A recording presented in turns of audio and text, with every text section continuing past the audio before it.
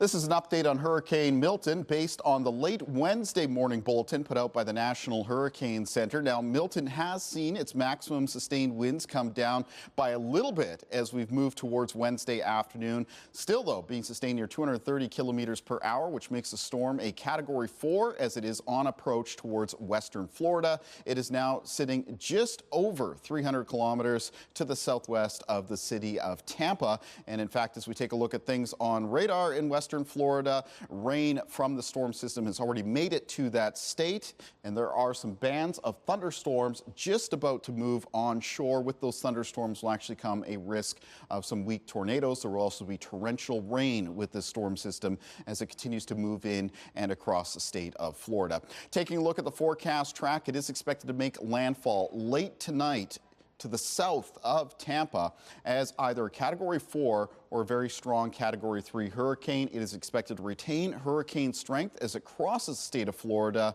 and moves back out over the Atlantic. Once again, there is no risk of this storm taking a turn sharp enough up towards the north to pose a threat to areas of the Maritimes or Atlantic Canada. Taking a look at the winds as they will be developing across the state of Florida, moving through the day on Wednesday and into Wednesday evening and Wednesday night.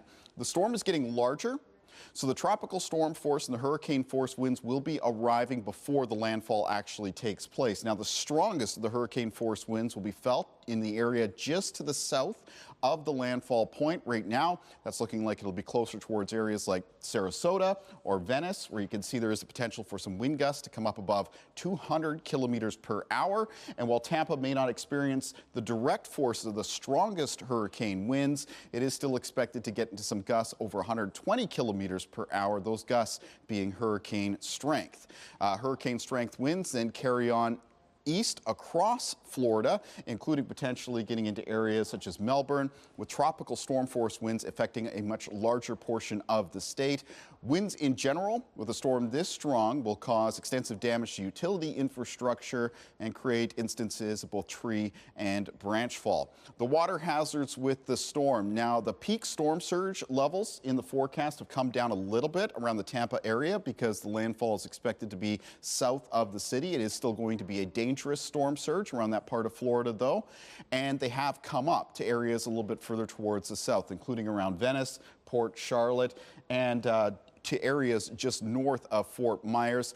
It's this part of the coastline of Florida that has the highest chance of seeing some storm surge levels come up above 2.7 meters. That would be above 8 feet. Some of the peak storm surge could be between 10 and 15 feet with this storm.